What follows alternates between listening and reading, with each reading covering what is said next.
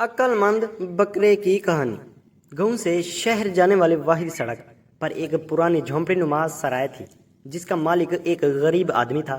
सड़क पर सफर करने वाले लोग अक्सर उस सराय में ठहर जाते थे। कुछ अरसे से लोगों ने उस सड़क पर सफर करना कम कर दिया था।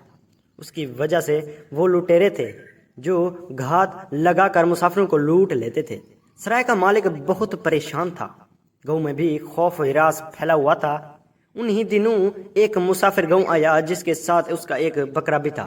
उसने गांव वालों को परेशान देखा तो उनकी मदद करने के लिए ठानी। एक रात गांव में गुजार कर अगले दिन वो शहर की तरफ चला। उसने बकरे को कांधों पर उठा कर रखा था। कुछ लोग दरख्त के पीछे से उसे देख रहे थे। यूं ही वो सराय से कुछ आगे निकला, उसे महसूस हुआ कि कुछ लोग उसका पीछा कर रहे हैं। वो चौकन्ना हो गया। वो लुटेरे थे जो तेजी से मुसाफिर की तरफ बढ़ रहे थे। मुसाफिर भी बेखबर नहीं था। उसने बकरे को जमीन पर छोड़ा और भाग खड़ा हुआ, लेकिन कुछ दूर जाकर रुक गया। लुटेरों ने एक जोरदार कहकिया लगाया और बकरे को पकड़ने के लिए आगे बढ़े। बकरा 2 कदम पीछे की तरफ हटा और सर झुकाकर तेजी से एक लुटेरे के पेट में टक्कर मार दी।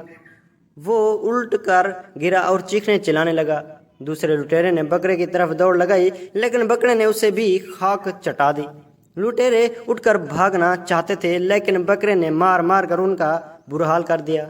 लुटेरे तकलीफ की शिद्दत से बेहाल हो रहे थे। उनका ये हाल देखकर मुसाफिर ने लुटेरों को मुखातब करके कहा, अगर तुम लोग लूट मार से बाज आने का वादा करो तो मैं इस बकरे को वापस बुला लूंगा, वरना ये खुद ही तुम लोगों से हिसाब बेबाक कर लेगा।